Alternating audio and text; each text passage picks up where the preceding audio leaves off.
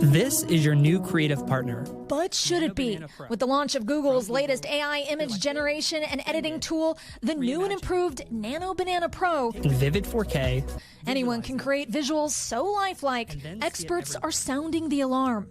You will be fooled by an AI photo this week, and you probably already have been and you didn't know it. Content creator Jeremy Carrasco, who teaches his followers how to spot fake AI content, warns this latest advance is making the fakes harder to pick out. It is a step up in realism specifically. So a lot of the things that we used to look for, such as a blurry camera image or something that just looked a little bit too glossy or a little bit too smooth, of that has been straightened out. Given this new technology, anytime anyone sees an image online, their first reaction should be, is this real? Especially if it is sensational, strange, or a bit too good to be true. That should absolutely be the default. We tested Nano Banana Pro for ourselves, generating realistic images with the stroke of a keyboard. We're asking it to create an image of the Christmas tree outside of 30 Rock. Oh, wow. That looks pretty realistic. All right, let's escalate the situation. I want to see a giant polar bear attack the tree.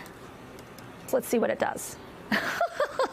Now compare that to the image generated by ChatGPT. Nano Banana Pro also allows you to upload an image of yourself. Let's see what it does. And ask it to place you in some pretty extraordinary situations. Take me to Mars as an astronaut.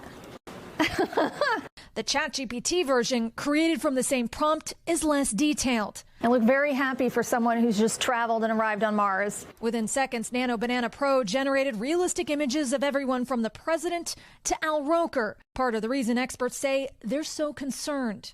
Is this dangerous? Absolutely. When we asked about the concern, Google pointed us to their generative AI use policy, which prohibits impersonating an individual in order to deceive, adding each image includes a visible watermark.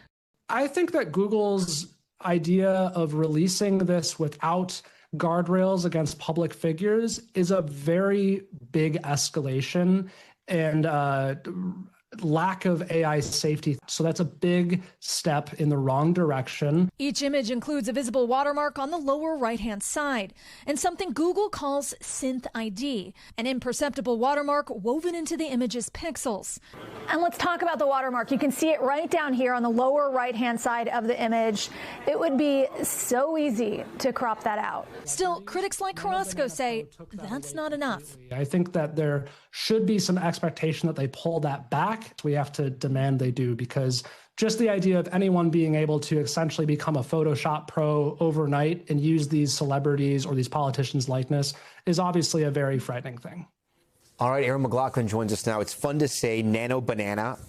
You have to pay to get the full features. It's not free? Yeah, the first few images are free, and then after that you need a subscription. And then beyond that, you know, the real sort of use case representative from Google was telling us is the business use case. They're really focused on enterprise software, specifically marketing and advertising, a whole sector of the economy that could be completely revolutionized by this technology. We've seen Google stock climb the last couple of weeks here since this launch. Is this going to put even more pressure on the competitors like ChatGPT, OpenAI? Yeah, experts tell us without a doubt, essentially, this is going to continue the AI arms race that's already at play, putting pressure on its competitors such as OpenAI to follow suit with their improving on their own image generation technology.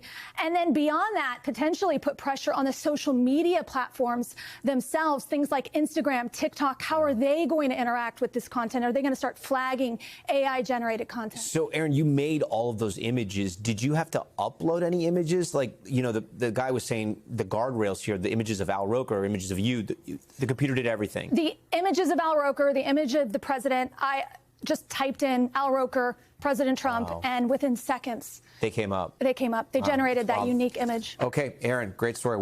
We thank you for watching. And remember, stay updated on breaking news and top stories on the NBC News app or watch live on our YouTube channel.